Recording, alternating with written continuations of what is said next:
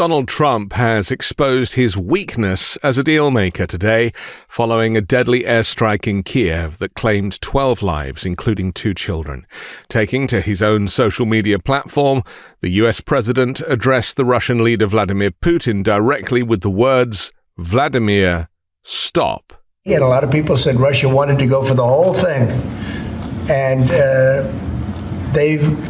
I think we have a deal with Russia. We have to get a deal with Zelensky, and I hope that Zelensky, I thought it might be easier to deal with Zelensky. So far, it's been harder. Trump's remarks came as his negotiations failed to broker a peace agreement to end the war in Ukraine, an agreement that includes concessions favorable to Moscow, such as U.S. recognition of Russia's 2014 annexation of Crimea. Ukrainian President Volodymyr Zelensky has firmly rejected such terms. Speaking in Washington, Trump mentioned that he'd set a personal deadline for a ceasefire, which some believe he hopes to achieve before his 100th day in office on April 30th. Throughout his campaign, Trump insisted he could end the war within 24 hours of assuming office, but it's become clearer that his intention was only ever to side with Russia. The air raid on Kyiv marked the most devastating attack on the city this year. Dozens were injured, including children and a pregnant woman.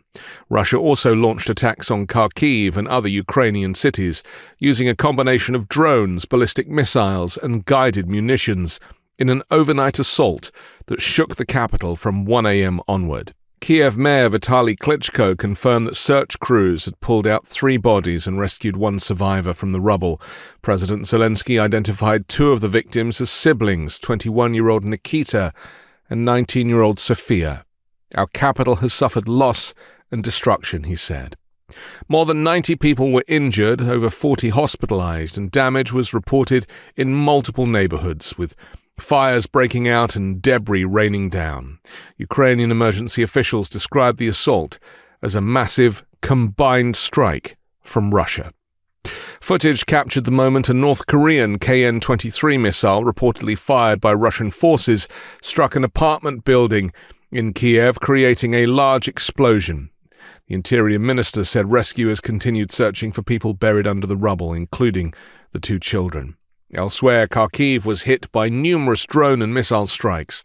The city's mayor said residential areas, a factory and an apartment block, sustained significant damage. In a post on Truth Social, Trump wrote, "I am not happy with the Russian strikes on Kyiv. Not necessary and very bad timing. Vladimir, stop. 5,000 soldiers a week are dying. Let's get the peace deal done."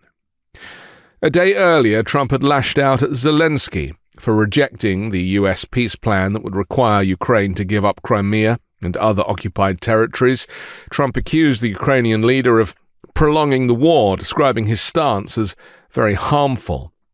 On Wednesday, Vice President J.D. Vance issued an ultimatum, emphasizing that both Moscow and Kyiv must come to an agreement or risk losing U.S. support in brokering a ceasefire.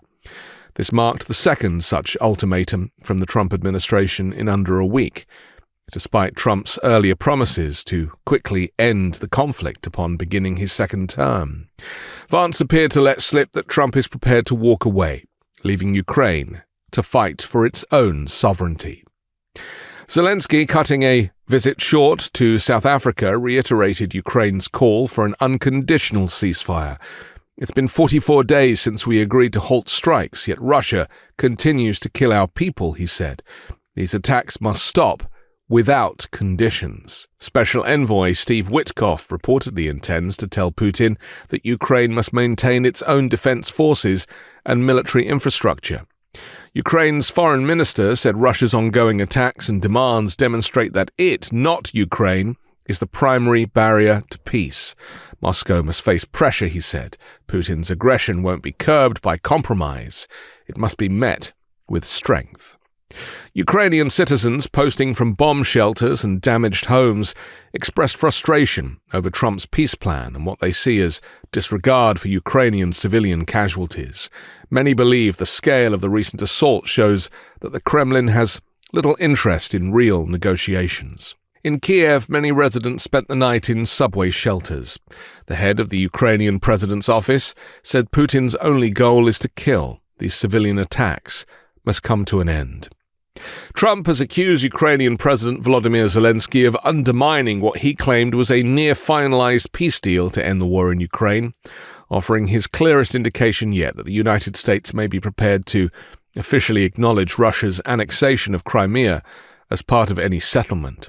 Trump claimed that a resolution to the conflict, primarily crafted through negotiations between Washington and Moscow without Ukraine, was within reach. US Vice President J.D. Vance also confirmed that the proposal would involve freezing the conflict close to the current territorial positions. As more details of the proposed agreement surfaced, Trump publicly criticized Zelensky for rejecting the idea of surrendering Crimea, an issue that has emerged as one of the most divisive points in the negotiations. On social media, Trump asserted that Crimea was lost years ago, referencing Russia's 2014 annexation during the Obama administration. He added that the region's status is not even a point of discussion, noting that Ukraine has been unable to retake Crimea since Russia launched its full-scale invasion in February of 2022. Russian President Vladimir Putin has indicated a willingness to halt further advances in exchange for significant compromises, including formal U.S. recognition of Crimea as Russian territory and substantial easing of Western sanctions.